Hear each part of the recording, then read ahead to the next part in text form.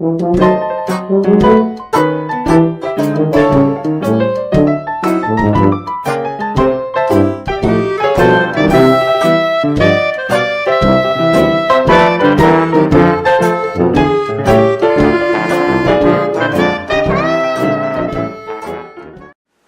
everybody, it's Grandmama. Time for another story from a Hometown Scrapbook by Ben Weatherwax. Today's story, Vic Street. Hello there. Tonight a story about a man and a business that once added much to Grays Harbor. They're both gone now, but they left plenty of stories to remind us of them. And then, once an important part of Grays Harbor's varied life. Some of you will remember the business. Some of you will recall the man who built it and who lived here as a Grays Harbor resident long after the business he started had disappeared. There will be some of you to whom this story is the first factual tale you have heard of what has long been just a laugh. The story actually starts in St. John's, New Brunswick, for it was in that far-off city that the principal was born. His name was Victor H. Street. Do you remember Vic? He was Vic to the whole harbor. Vic Street, at an early age, got himself mixed up with the whaling industry. He took a job down at Boston with Harvey and Altbridge and the Young Whale Processing Company, and soon was building his first whaling station at St. John's, Newfoundland. In the years that followed, he scattered whaling stations along the East Coast, and in doing so, became one of the best informed men in that rather restricted work. Vic did his job well. He was blunt, to the point, and while it made him about as many enemies as friends, it got action. As one old-timer said about Vic Street, I always knew exactly how I stood with him. Anyhow, Vic's tactics pleased the company. When he promised to do a job in 10 days, it took exactly 10 days. When he agreed to have something done by a certain date, it was ready on schedule. When Harvey and Altbridge took to the west for new whaling areas, it was Vic Street they sent west to develop them. He went to Murder Cove, Alaska, to establish the Thai Whaling Company. That would be the Branoff Island, and it was the first whaling station constructed in what is now one of the last whaling grounds of the world. Into the Thai station, Vic Street put the experience of building 11 other processing plants, and it was the pride of the company. When it was in operation, its efficacy and operating innovations made it the talk of the far north. For a couple of years, Vic operated the Thai plant and got acquainted with the Eskimos of the tundra. And then one day, a letter from a firm's Boston office brought word of his next assignment. With the tea running whales through on schedule, Harvey and Altbridge were ready to send their advance man to another area. Vic read the letter carefully. He went to the wall of his office and scanned the map of the United States. He followed up the coast from San Francisco to the Strait of Juan de Fuca. Then came back down the Washington shoreline 100 miles. There it was. There was the name the letter mentioned, Grays Harbor, on the Washington coast. Vic Street began to pack his bags and ask his friends what they knew about the harbor on the Washington coast, midway between the Columbia River and the Puget Sound. As was his way, he began to store up a vast fund of information on the new country he was about to see. Vic Street came to Grays Harbor, bringing with him a fund of knowledge about whaling, whale processing, plant building, and a lot of other things. In fact, the late Lance Hart was once quoted as saying Vic had the most amazing fund of useless knowledge of anyone he knew. If that was so, he also had one of the most amazing funds of useful knowledge. Vic registered at the Washington Hotel and began to scout over the harbor for a proper place for a whaling station. He tried the north side and the south side. He worked his way down the south side of the harbor towards South Bay. When he picked a location, it was the best bathing beach inside the harbor, the beach that had been a resort for 1,000 harborites ever since the railroad had pushed its lines to end at the South Bay. While the swimmers moaned over the loss of their beach, The industrial-minded rejoiced over the new industry and predicted that Grays Harbor would soon be the whaling capital of the world, the New Bedford of the West. Grays Harbor has always had its prophets who would make it into a New York City overnight. In any event, Vic set to work to build the new plant. It was early 1911 when they started to punch down the pilings for the whaling station. Building almost mechanically as they had 12 others before him, Vic threw up the station in no time. By the time June 1st and the first whale was floating ready for stripping, the steamer Patterson, some of you will remember that little vessel, was ready on its way back out to sea to bring in the next catch when the workmen swarmed over the carcass, slicing and hacking. The boilers were steamed up and a great vats began to bubble and fry and render the blubber.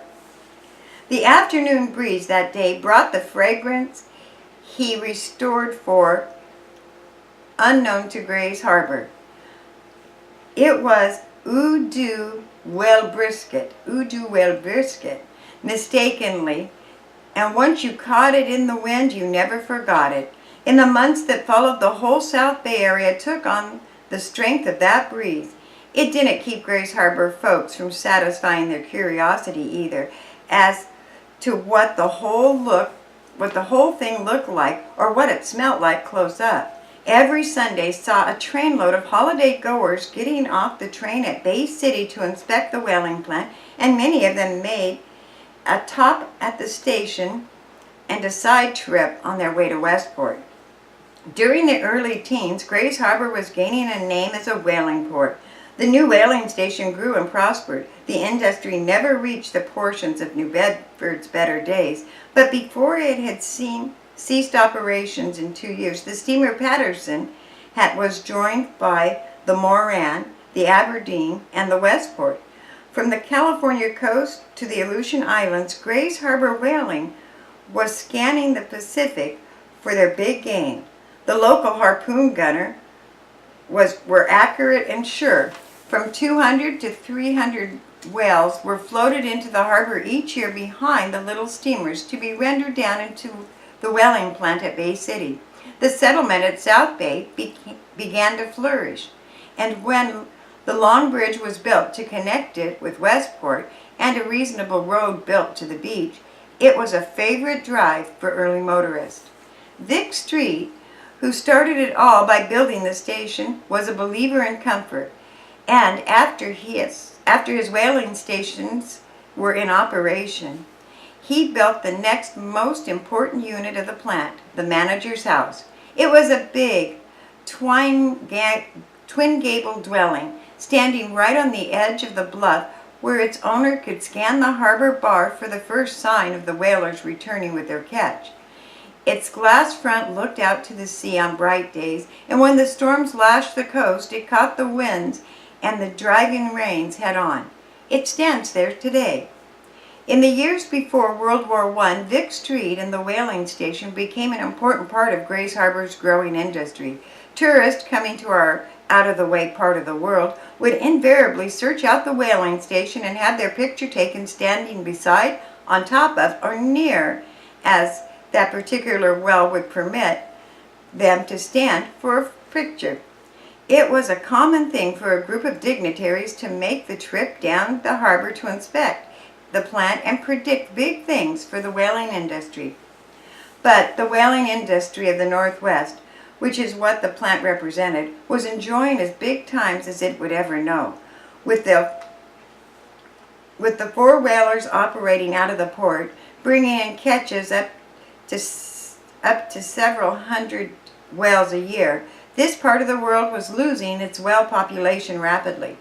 By the time the Kaiser got into trouble, production began to slow. 150 whales a year was a big number now, but the war provided a new market for the beast of the sea.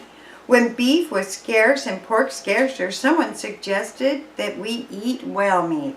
You see, the processing of oil, only the blubber and certain selected portions of the deep water animal were utilized. The rest went into fertilizer products, with a few of the larger bones going to friends of the management to be made artistic arches over driveways. The idea was better than its originator thought. They cut a few steaks from choice parts of the whale and then fried them well done. A brave volunteer tried it. It was good. It tasted, he said, like beef, maybe better. That month, Grace Harbor's meat market began to sell whale steaks back in 1918. When the war years were over, the whaling industry in Grace Harbor was about done. Vic Street had resigned his post to go with another whaling firm that proposed to build a station in San Francisco. But after a number of passes at the project, the company abandoned its venture and Vic went into business for himself in Aberdeen.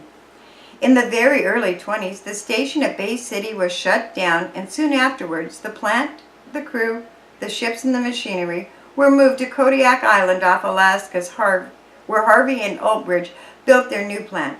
The whaling industry abandoned Grace Harbor, probably forever, and moved on north for what may be the last stand of this vanishing trade, whale hunting and processing. The man who brought whaling to the harbor stayed on after it and moved north. Then he stayed on to build a home and raise a family and become one of the true individualists of our hometown. As we said earlier in the yarn, Vic Street, the whaler, was a man of action. He was blunt, to the point, but those who learned to know him found that under his gruffness and direction there was an infinite capacity for human appreciation and understanding. Vic loved people in a fierce, righteous, unpossessive way. He wanted them to do fine things, to live with color and yet with dignity. And, above all, he loved a story. Few who knew him failed to hear some of his vast fund of stories, told in delicate vernaculars, and the ones that he liked to tell were of the whaling men and the whaling days, the era of high adventure that for him ended here on Grace Harbor. It was during the war years that Vic organized his Christmas carolers to tour the city on Christmas Eve singing for the shut-ins, the old and the needy. He would arrange with a local bus company for a bus, then gather about him those who, like himself, would rather sing than eat.